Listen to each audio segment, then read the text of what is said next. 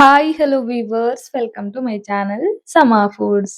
ಇವತ್ತಿನ ವಿಡಿಯೋದಲ್ಲಿ mango season ಮುಗಿಯೋಷ್ಟ್ರಲ್ಲಿ ಮಾಡ್ಲೇಬೇಕಾಗಿರೋ ಒಂದು ಡೆಸರ್ಟ್ ರೆಸಿಪಿನ ಶೇರ್ ಮಾಡ್ತಾ ಇದ್ದೀನಿ. ಸೂಪರ್ ಆಗಿರುತ್ತೆ. ಇದೇ ತರ ಒಂದ್ಸಲ ಟ್ರೈ ಮಾಡಿ ನೋಡಿ. ಮೊದಲಿಗೆ ಕಡಾಯಿಗೆ 1 ಕಪ್ ಆಗುವಷ್ಟು ಹಾಲು, ಅದೇ ಕಪ್ ಅಲ್ಲಿ 3 ಕಪ್ ಆಗುವಷ್ಟು ನೀರನ್ನ ಸೇರಿಸ್ತಾ ಇದ್ದೀನಿ. ನಿಮ್ಗೇನಾದ್ರೂ ಈ ಕೇಸರಿ ಬಾತು ತುಂಬಾ ಉದ್ರುದ್ರಾಗಿ ಇಷ್ಟ ಅನ್ನೋದಾದ್ರೆ 1 ಕಪ್ ನೀರ್ನ ಕಡಿಮೆ ಮಾಡ್ಕೊಳ್ಳಿ. ನಂತರ ಅದೇ ಕಪ್ ಅಲ್ಲಿ 1 ಕಪ್ ಆಗುವಷ್ಟು ಸಕ್ಕರೆನ ಕೂಡ ಸೇರಿಸ್ತಾ ಇದ್ದೀನಿ. ಈಗ ಇದು ಚೆನ್ನಾಗಿ ಕುದಿಬೇಕು. ಇದಕ್ಕೇನೆ ನಾನು ಏಲಕ್ಕಿ ಪುಡಿನ ಕೂಡ ಸೇರಿಸ್ತಾ ಇದ್ದೀನಿ. ಒಳ್ಳೆ ಕಲರು ಮತ್ತೆ ಫ್ಲೇವರ್ಗೋಸ್ಕರ ಒಂದ್ ಸ್ವಲ್ಪ ಕುಂಕುಮ ಹೂವು ಅಥವಾ ಕೇಸರಿ ದಳನ ಕೂಡ ಸೇರಿಸಿ ಚೆನ್ನಾಗಿ ಮಿಕ್ಸ್ ಮಾಡಿ ಇದೊಂದ್ ಸ್ವಲ್ಪ ಚೆನ್ನಾಗಿ ಕುದಿಯೋದಕ್ಕೆ ಪಕ್ಕದ ಒಲೆ ಮೇಲೆ ಕುದಿಯೋದಕ್ಕೆ ಬಿಡ್ಬೇಕು. ಇಲ್ಲಿ ಕೇಸರಿ ಆಪ್ಷನಲ್, ಬೇಕಿದ್ರೆ ಹಾಕಿ, ಬೇಡ ಅಂದ್ರೆ ಸ್ಕಿಪ್ ಮಾಡಿ. ಏಲಕ್ಕಿನ ಈ ತರ ಮುಂಚೆನೆ ಹಾಕಿ ಚೆನ್ನಾಗಿ ಕುದಿಸೋದ್ರಿಂದ ಅದ್ರ ಫ್ಲೇವರು ತುಂಬಾ ಚೆನ್ನಾಗಿರತ್ತೆ. ಈಗ ಅದನ್ನ ಒಲೆ ಮೇಲೆ ಕುದಿಯೋದಕ್ಕೆ ಬಿಟ್ಟು ಇಲ್ಲಿ ಮಾವಿನ ಹಣ್ಣನ್ನ ತಗೊಂಡಿದೀನಿ. ತುಂಬಾ ಒಳ್ಳೆ ಸ್ವೀಟ್ ಆಗಿರುವಂತ ಒಳ್ಳೆ ಮಾವಿನ ಹಣ್ಣನ್ನ ತಗೊಳ್ಳಿ. ನಾನ್ ಯಾವ ಕಪ್ ಅಲ್ಲಿ ನೀರು ಮತ್ತೆ ಹಾಲನ್ನ ಅಳತೆ ಮಾಡ್ಕೊಂಡು ಅದೇ ಕಪ್ ಅಲ್ಲಿ ಎಲ್ಲಾನು ಅಳತೆ ಮಾಡ್ಕೊಳ್ತೀನಿ. ಅದೇ ಕಪ್ ಅಲ್ಲಿ ಈ ಮಾವಿನ ಹಣ್ಣಿನ ತಿರುಳು ಅಂದ್ರೆ ಪಲ್ಪ್ 2 ಕಪ್ ಆಗುವಷ್ಟನ್ನ ತಗೊಂಡಿದೀನಿ. ಕೆಲವರು ಕಡಿಮೆ ಹಾಕ್ತಾರೆ ಅಥವಾ ಕಡಿಮೆ ಹಾಕಿದ್ರೆ ಅದು ಮ್ಯಾಂಗೋ ಕೇಸರಿ ಬಾತ್ ಅಂತ ಅನ್ಸೋದಿಲ್ಲ. ಈ ಕೇಸರಿ ಬಾತ್ ಅಲ್ಲಿ ಮ್ಯಾಂಗೋ ಫ್ಲೇವರು ತುಂಬಾ ಹೈಲೈಟ್ ಆಗಿದೆ, ತುಂಬಾ ರುಚಿಯಾಗಿರತ್ತೆ. ಈಗ ಈ ಮ್ಯಾಂಗೋ ಪಲ್ಪ್ ಅನ್ನ ಮಿಕ್ಸಿ ಜಾರ್ ಅಲ್ಲಿ ಸೇರಿಸಿ ನೈಸ್ ಆಗಿ ಗ್ರೈಂಡ್ ಮಾಡಿ ಎತ್ತಿಟ್ಕೊಂಡಿದೀನಿ. ನಂತರ ಒಂದು ಪ್ಯಾನ್ ಇಟ್ಕೊಂಡಿದೀನಿ. ಇದಕ್ಕೆ 1.5 ಇಂದ 2 ಚಮಚ ಆಗುವಷ್ಟು ತುಪ್ಪನ ಸೇರಿಸಿದೀನಿ. ತುಪ್ಪ ಇಷ್ಟೇ ಹಾಕ್ಬೇಕು ಅಂತ ಹೇಳಕ್ಕಾಗಲ್ಲ, ಜಾಸ್ತಿ ಹಾಕಿದ್ರೆ ತುಂಬಾ ಚೆನ್ನಾಗಿರತ್ತೆ. ಸಾಕು ನಮ್ಗೆ ಕಡಿಮೆನಲ್ಲೇ ಮಾಡ್ಕೊಳ್ತೀನಿ ಅಂದ್ರೆ ಸ್ವಲ್ಪ ಕೂಡ ಹಾಕಿ ಮಾಡ್ಕೊಳ್ಬಹುದು. ಆನಂತರ ನಾನಿಲ್ಲಿ ಗೋಡಂಬಿ, ದ್ರಾಕ್ಷಿ, ಬಾದಾಮಿ, ಪಿಸ್ತಾ ಸ್ವಲ್ಪ ಸ್ವಲ್ಪ ತಗೊಂಡಿದೀನಿ. ನಿಮ್ಗೆ ಎಷ್ಟು ಬೇಕು, ಯಾವ್ಯಾವ್ದು ಬೇಕು ಅಂತ ನೋಡ್ಕೊಂಡು ಅವೈಲೇಬಲ್ ಇರೋದನ್ನ ತಗೊಂಡು ಮಾಡ್ಕೊಳ್ಳಿ. ಲೈಟ್ ಆಗಿ ಇದನ್ನ ಘಮ ಬರೋವರೆಗೂ ತುಪ್ಪದಲ್ಲಿ ಚೆನ್ನಾಗಿ ಫ್ರೈ ಮಾಡ್ಕೊಂಡು ಒಂದು ಬೌಲ್ ಅಲ್ಲಿ ತೆಗೆದಿಟ್ಕೊಳ್ತಾ ಇದ್ದೀನಿ. ಇದಾದ ನಂತರ ಅದೇ ಮಿಕ್ಕಿರೋ ತುಪ್ಪಕ್ಕೆ ಬೇಕಂದ್ರೆ ಇನ್ನೊಂದ್ ಸ್ವಲ್ಪ ಹಾಕೋಬಹುದು. ನಾನೇನ್ ಇಲ್ಲಿ ಹಾಕಿಲ್ಲ. ಅದೇ ತುಪ್ಪಕ್ಕೆನೆ 1 ಕಪ್ ಆಗುವಷ್ಟು ಮೀಡಿಯಂ ರವನ ಸೇರ್ಸಿದೀನಿ. ರವೆನ ಕಡಿಮೆ ಉರಿನಲ್ಲಿ ಇಟ್ಕೊಂಡು ಅರೋಮಾ ಬರೋವರೆಗೂ, ಲೈಟ್ ಆಗಿ ಕಲರ್ ಚೇಂಜ್ ಆಗೋವರೆಗೂ ಚೆನ್ನಾಗಿ ಇದನ್ನ ಹುರಿಬೇಕು.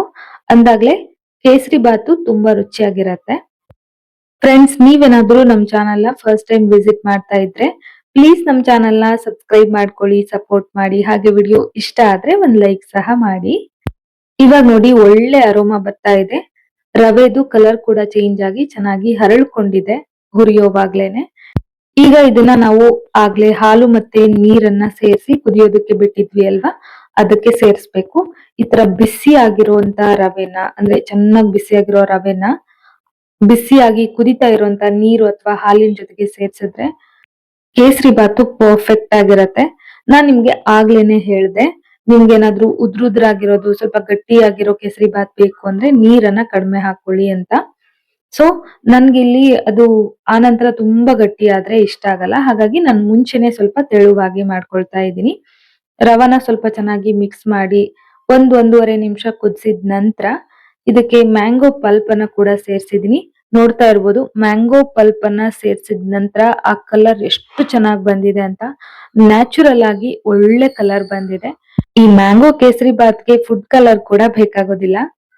ಈಗ ಇದನ್ನ ಚೆನ್ನಾಗಿ ಮುಚ್ಚಿಟ್ಟು ಕಡಿಮೆ ಉರಿನಲ್ಲಿ 4 ರಿಂದ 5 ನಿಮಿಷ ಮಧ್ಯ ಮಧ್ಯದಲ್ಲಿ ತೆಗೆದು ಮಿಕ್ಸ್ ಮಾಡಿಕೊಂಡು ಬೇಯಿಸ್ಕೋಬೇಕು. ಅದಕ್ಕಿಂತ ಮುಂಚೆ 1 ಚಮಚ ಆಗುವಷ್ಟು ತುಪ್ಪನ ಮೇಲ್ಗಡೆ ಸೇರಿಸ್ತಾ ಇದ್ದೀನಿ. ಇದನ್ನೇನ್ ಮಿಕ್ಸ್ ಮಾಡ್ಕೊಳ್ಳೋದಿಲ್ಲ, ಚೆನ್ನಾಗಿ ಮೇಲ್ಗಡೆ ಹರಡ್ಕೊಂಡು ಒಂದ್ ಲಿಡ್ ನ ಕ್ಲೋಸ್ ಮಾಡಿ 3 ರಿಂದ 4 ನಿಮಿಷನಾದ್ರೂ ಇದನ್ನ ಕಡಿಮೆ ಉರಿನಲ್ಲಿ ಆಗಾಗ ತಿರ್ಗಿಸ್ತಾ ತಿರ್ಗಿಸ್ತಾ ಬೇಯಿಸ್ಕೋಬೇಕು. ಇವಾಗ ನೋಡ್ತಾ ಇದ್ದೀರಲ್ವಾ, ಚೆನ್ನಾಗಿ ಬೆಂದಿದೆ.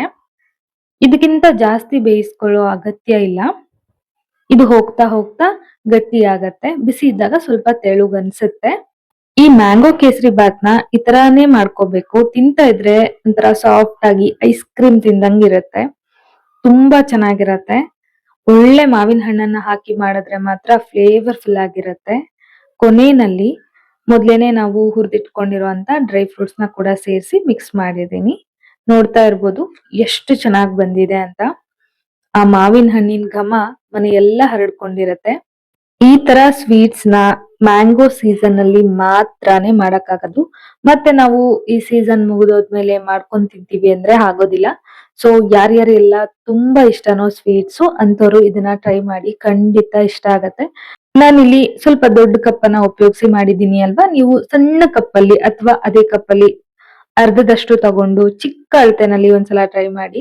ಇಷ್ಟ ಆದ್ರೆ ನನ್ಗೆ ಕಮೆಂಟ್ ಮಾಡಿ ತಿಳಿಸಿ. ಐ ಹೋಪ್ ಇವತ್ತಿನ ಈ ವಿಡಿಯೋ ನಿಮ್ಮೆಲ್ಲರಿಗೂ ತುಂಬಾ ಇಷ್ಟ ಆಯ್ತು ಅನ್ಕೊಳ್ತೀನಿ. ಇಷ್ಟ ಆಗಿದ್ರೆ ವಿಡಿಯೋಗೊಂದು ಲೈಕ್ ಮಾಡೋದನ್ನ ಮರಿಬೇಡಿ. ಮುಂದಿನ ವಿಡಿಯೋದಲ್ಲಿ ಮತ್ತೆ ಸಿಗ್ತೀನಿ. Bye friends, thank you.